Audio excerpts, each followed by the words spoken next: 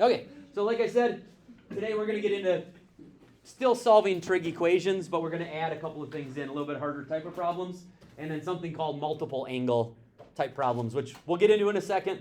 Before we do that, though, like I said, I want to just clear up something from the worksheet that then will also, you'll see in the lesson today as well as in today's worksheet and stuff as well. Okay, so still solving trig equations, however. So if we take a look, here's problem number 9 from yesterday's worksheet.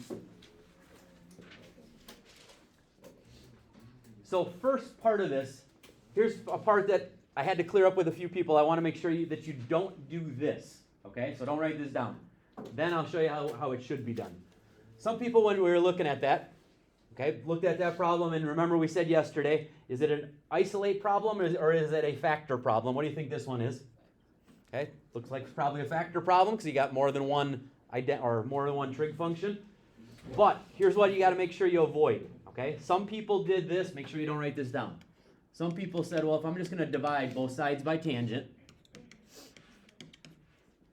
and that then gives me 3 tangent squared x equal to 1. And then from there, isolate it and solved. You will get some of the answers if you do it that way. The problem is, when you divide by the tangent, you're actually dividing out some of the answers too. Okay? So even though you'll still get some of the answers, you will not get all of the answers. That's the issue with dividing by the tangent. Okay? When you divide, it also clears out some of the actual right answers. So instead, what you need to do is, we said this is a factoring problem. How do you factor? What do you always have to have it equal to? 0. If it's factoring, we're going to use zero product property.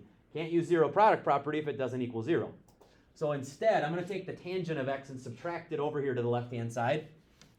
Again, remember your algebra rules. Like terms, I cannot take away a tangent from that. These are x cubed and x are not the same thing. So tangent cubed and tangent are not the same thing. So I'm just going to write it as minus the tangent of x equal to 0.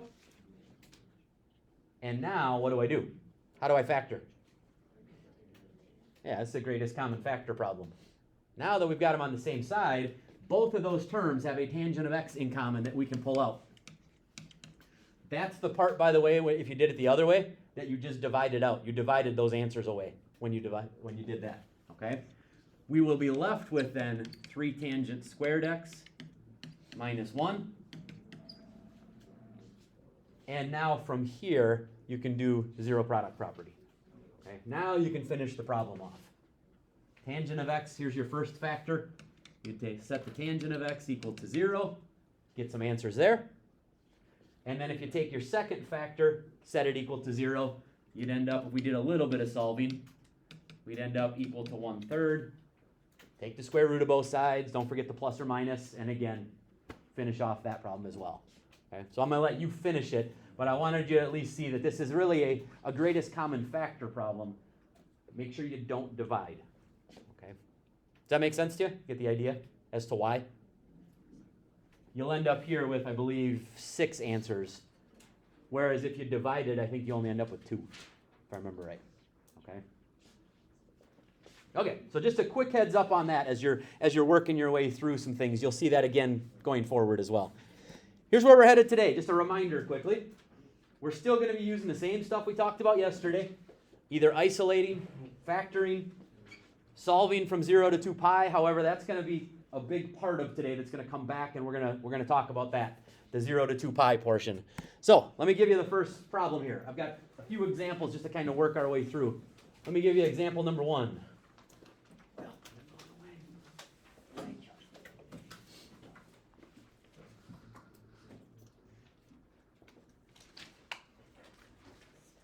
So I got a couple, I think I've got 3 examples that relate back to this is called a multiple angle type of problem. Multiple angle because it's not just the sine of x, it's the sine of 2x now, or 3x, or 4x, or whatever. It's not just x. It could be a half x, okay, something along those lines. So real quickly, just a quick heads up. We said we're going to come back to the 0 to 2 pi idea. Well, in this case, since it's the sine of 2x, Normally, we just go around that unit circle one time. Because it's now 2x, we're going to actually, when we look for answers, we're going to actually go around the unit circle twice, because you're going to end up doubling everything, okay, because of that 2x. So what we're really looking at is we're going to go from 0 to 4 pi when we look for answers. Okay? And we'll revisit that when we get to the answers. But we're actually going to go 0 to 4 pi. We're going to go around the unit circle twice. What if this was a 3x? What would we do?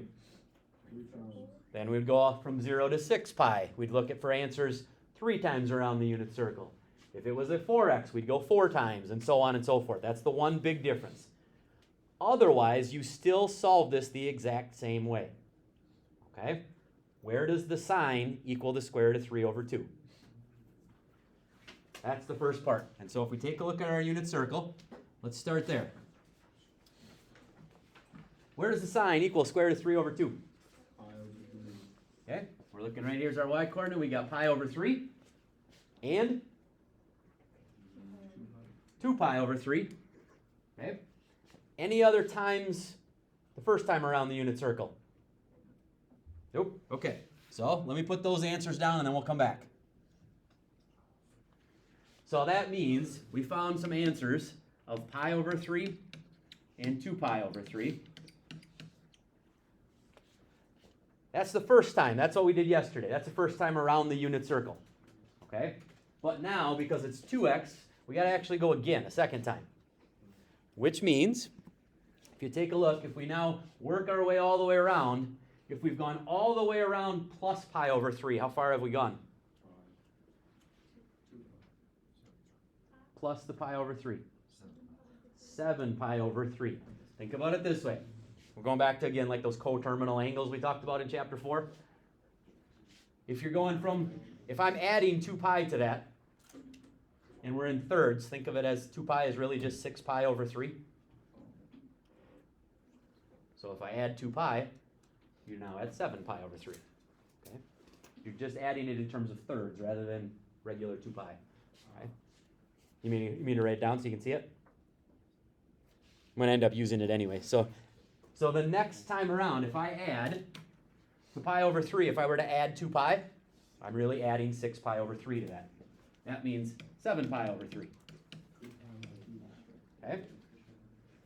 What if I added 2 pi to 2 pi over 3? 8 pi over 3. Okay? Yeah, you're adding 6 pi over 3. You're adding 2 pi. So you're now adding, you have 8 pi over 3. Okay? So we went around the unit circle twice. First time you got the first 2 answers, and then when you added 2 pi to those, there's your second time around. Here's the difference then. Here's the other difference that you have. I didn't just solve for x just now. What I solved for was 2x. So I've got one last step. How do I solve for x? Yeah, divide everything by 2. Okay? Yep. But because we got a whole bunch of fractions, instead of dividing by 2, I'm going to actually just multiply by 1/2. Just because I think it'll make more sense. So, multiply the first one, we end up with pi over 6. Second one, we end up with 2 pi over 6. But then I'm going to reduce pi over 3. Third one, we end up with 7 pi over 6. And the fourth one, we end up with 8 pi over 6, reduced is 4 pi over 3. Do you have to reduce them? The answers on your worksheets are going to be reduced. So if you did it on a test, I probably wouldn't mark it wrong, like if you left it as 8 pi over 6. But just so you know, the answers on the worksheets will be reduced answers. Okay. General rule, you probably should reduce it. It's better off to reduce. So here's the idea, by the way. Here's where the multiple angle comes into play. It started at the end, and then we kind of fixed it it started at the beginning, and then we fixed it at the end. So when we went around twice, but then when we divided all these answers by 2, if you notice, all of these answers are now back in the 0 to 2 pi. Okay? Every one of our final answers are back in that 0 to 2 pi range. So we had to double everything to begin with, because at the end, then I divided it by 2. Again, if that was a 3x, we would triple everything to begin with, because then at the end we're going to divide everything by 3 and bring it back to the 0 to 2 pi. That's the main difference when you're dealing with a multiple angle kind of identity or problem. Okay? Let me give you another one. That's the idea. Whoops, one more. That's the general idea.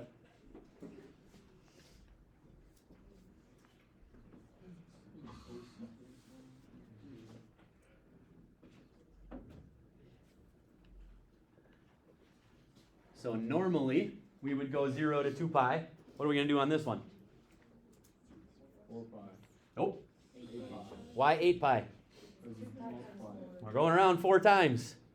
We got to start off by going around 4 full times, because at the end we're going to take all those answers and divide it by 4. So in this case, we're actually going to be looking from 0 to 8 pi for answers when we're looking for answers. One quick heads up as you do this. Remember yesterday I had said if you have cosecant, secant, or cotangent, first suggestion, switch them into sine, cosine, or tangent problems. It makes the unit circle part of things a little easier. So if I just take the reciprocal of both sides, this becomes the sine of 4x, but then equal to 1/2.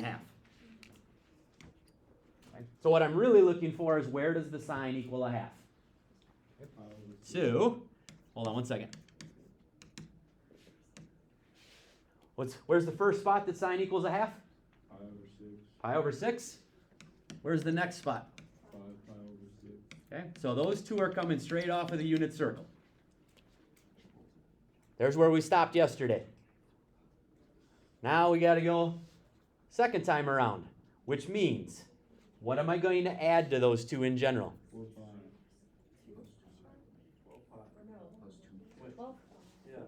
Hold on, let me re-ask the question a different way. What is 2 pi? I'm adding 2 pi because I'm going around the circle again. But in terms of sixths, what is 2 pi? 12 pi over 6. So the next time around, so here's our first time around the unit circle. What's the next answer going to be? Yeah, you add 12 pi over 6 to that, you've got 13 pi over 6. What's the next one going to be? 17 pi over 6. 17 pi over 6. Okay? There's the two answers the second time around the unit circle. Gotta go again. What's the next answer going to be? 25 pi. Yep, 25 pi over 6. You're adding another 12 pi over 6. 29 pi over Next 6. one, 29 pi over 6. There's your third time around the unit circle. And one more time. What are our last two? 37. What is it? 37 pi over 6. 37 pi over 6. And finally, 41. 41 pi over 6. Here's the good news. You don't have any on your worksheet that have 4 x's. I mean 3x. 3x is the furthest we go. Okay? And now our final step. There's all of our answers. But that's the answer for 4x. So now we got to multiply everything by a fourth. We got to divide everything by 4. So really, by the way, what happens to those fractions? Pi over 24. They become 24ths. You got pi over 24, 5 pi over 24, 13 pi over 24. All of those become 24ths. Okay? But final step would be, like I said, multiply everything by a fourth or divide by 4.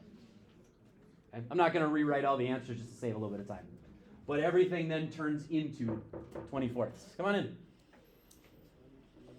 Hello. Mr. Krugman wanted me to ask you if you have any of those extra proofs toolkits. Yeah. We need like 3 of them. Sure. Proof ones, huh? Yeah. These ones? Yes. All right. There you go. There's 3 of them. Thank you. If you need more, it looks like I have 4 left. Thank you. Let me know.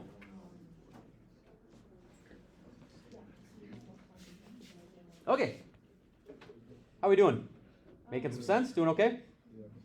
Like I said, biggest part is now we've kind of opened up the domain a little bit, and then we come back at the end. All right. One last example. Try this one. Try this one on your own. See what you can do. Now we've got the sine of 1/2 x. So we can go the other way too. This one should be easier and much quicker. Much quicker. We don't have to go around the unit circle 2, 3, 4 times. We're only going halfway around the unit circle.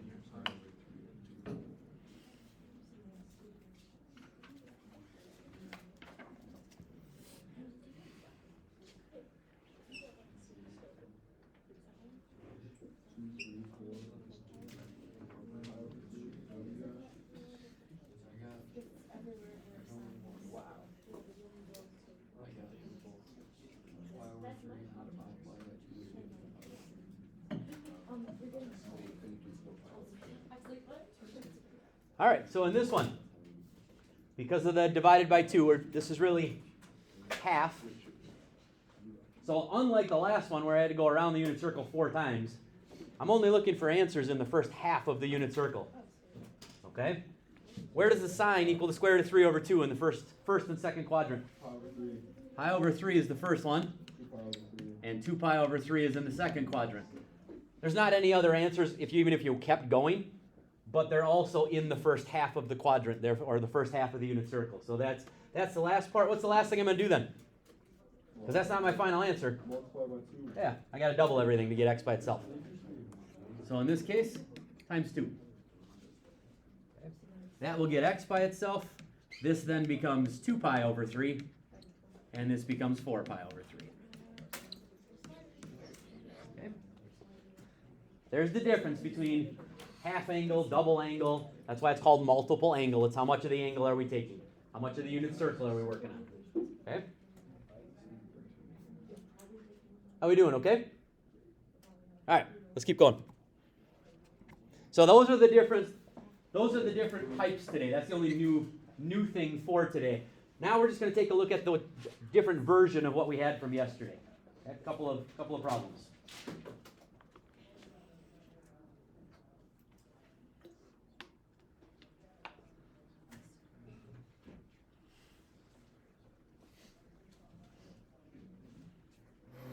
So I say harder problems, but it's still the same exact concept. You'll see the difference between yesterday and today.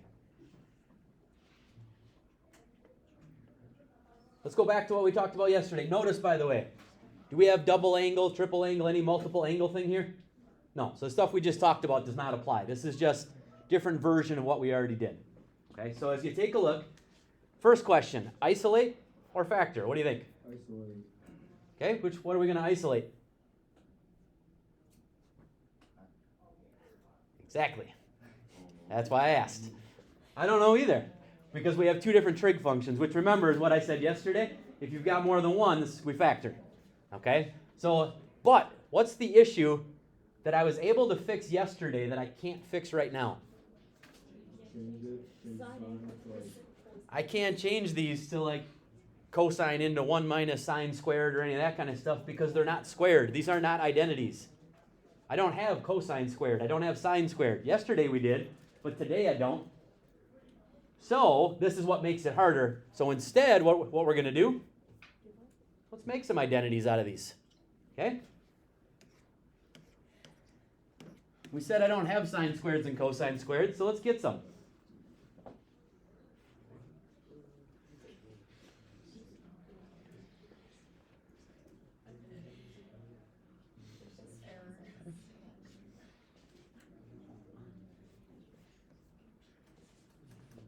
All right, left-hand side, please do not make the number one mistake in all of algebra. Do not distribute that squared. That is not cosine squared plus 1. You do not square each term. Instead, remember what squaring means. Multiply it by itself. You got to FOIL it out. Okay? This becomes cosine squared x. You end up with plus 2 cosine x plus 1. If you multiply the cosine of x plus 1 times the cosine of x plus 1. Okay? So you multiply that all out. Okay? Second part is just sine squared. Okay? Now, here's what I'll tell you. Now we're back to yesterday. Now what do I do? We said we were going to try to factor. I still can't factor if I've got sines and cosines involved, so now just like yesterday, we got to get back. This was like the last example we talked about yesterday. Let's change. Let's get these all the cosines. So instead of sine squared, what am I going to put in that spot? Minus 1. Left side. Sine squared is 1 minus cosine squared. We're going to just substitute that in. That's one of your Pythagorean identities. That way we'll have all cosines in the problem. Okay? You could do a different identity too, Chris. That's what you were getting at, right?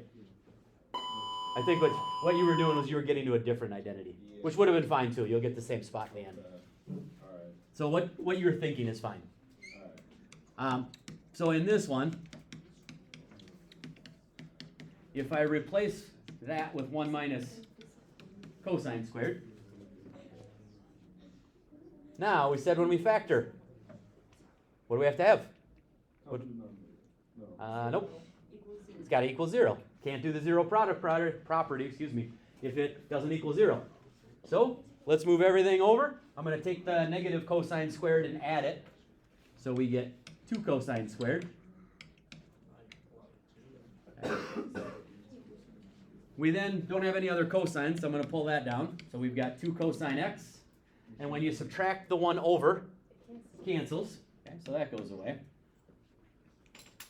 And now, here's one of the reasons why we went over problem number 9. What do I now do? We got a 2 cosine x, greatest common factor. Now we can pull that out. 2 cosine x. You pull the 2 out, those are both outside. This then becomes cosine x. Second part becomes plus 1.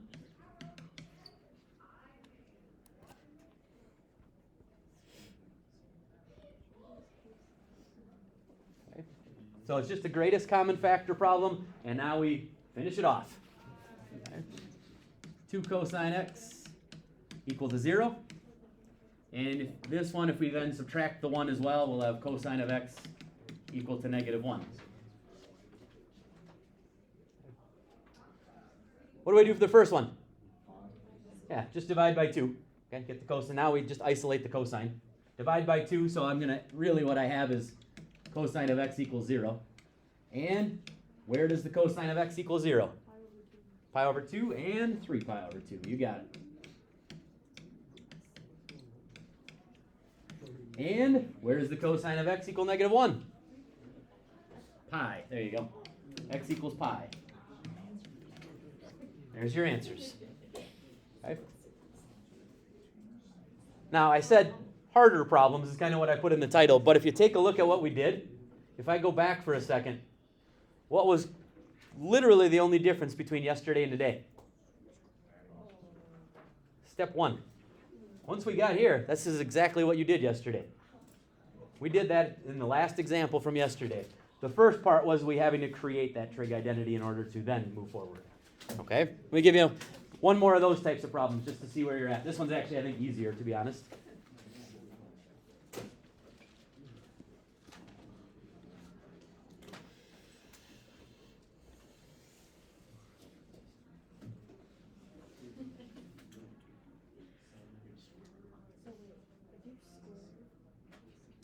So now we got a little bit of an issue of, again, isolate versus factor. Well, it's awfully hard to isolate. We have 3 different trig functions now, so it's awfully hard to isolate one of them. So we might go through and factor, but what do you think we should do here in general? How do we start this one? What do you think, Chris? Change tan to. Yeah. Let's do some trig identity type stuff. Because if I change tangent to sine and cosine, at least I went from three trig functions at least down to 2 then. Now I'm just dealing with sines and cosines.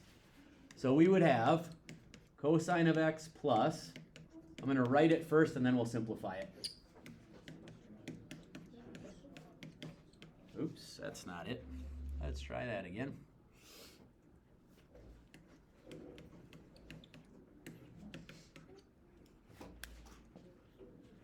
So now think about this other sign, by the way, as kind of just sine over 1, if you will. I can multiply those 2 things together. So we've got cosine of x plus sine squared over cosine of x. Like I said, it's still pretty messy, but we at least went from 3 trig functions down to 2. We're making progress. And now you have quite a few different options of where you could go from here. There's a way I'm going to go because it's the quickest way, but I want you to see what you think. What are the options? What's something you might do? Nick, what do you got? Like common denominator. Okay, when you're doing trig identities, a lot of times when you saw that, we thought, okay, common denominator, so I can combine those. That would work. What else? What are some other options? What's that? Okay, you could take sine squared out, put in 1 minus cosine squared, and then at least now we're all in cosines and try to deal with it that way. It's another thought. Any other ideas? By what? Multiply by what? What you couldn't do in trig identities because you didn't have equations. because it was all simplifying. You had to do common denominators and combine. But now that you've got an equation, can't I just clear the fractions? Because you have another side of an equal sign where you can then balance the equation. So in this case, if I wanted to just clear the fractions, what would I multiply by? Cosine of x. I also, as you do these, as you're trying to decide what do I do next, one of the things that you have to try to do is you got to try to think of, if I did that, what would I then end up with, and would I be able to work with that from there? Okay? You got to try to think the next step ahead before you do it, because that'll kind of guide you of, oh yeah, this is going to work, and then move forward. Here's why I say that. This is going to work. If you distribute and you're thinking ahead in your mind, what you get, cosine of x times cosine of x gives you cosine squared x. Cosine times the fraction. Cosines cancel out. You're left with sine squared. And don't forget, even though it doesn't have a fraction or anything, you do still have to multiply by the cosine. Why did I say this is going to work? What do I now have all of a sudden? What's cosine squared plus sine squared equal? 1. This problem just got a whole lot easier. This now equals 1, equal to 2 cosine x. And now you're right back to what we did yesterday. Divide both sides by 2, and you're figuring out where does the cosine of x equal 1/2. Okay. So again, that's kind of the idea behind it. What's the answers, by the way? Where does the cosine of x equal 1/2? Yeah, pi over 3 and 5 pi over 3. Remind me again, just quickly to make sure you're getting this. Remind me, why don't I have to worry about like the idea of dividing it by 2 or multiplying it by 3 or any of that kind of stuff here? These are all x's, cosine of x. This isn't cosine of 2x, cosine of 3x. Just want to make sure that you know the difference between those. You only deal with that if you have a 2x or a 3x or a half or something like that. Okay? Last example for today. Maybe. There we go.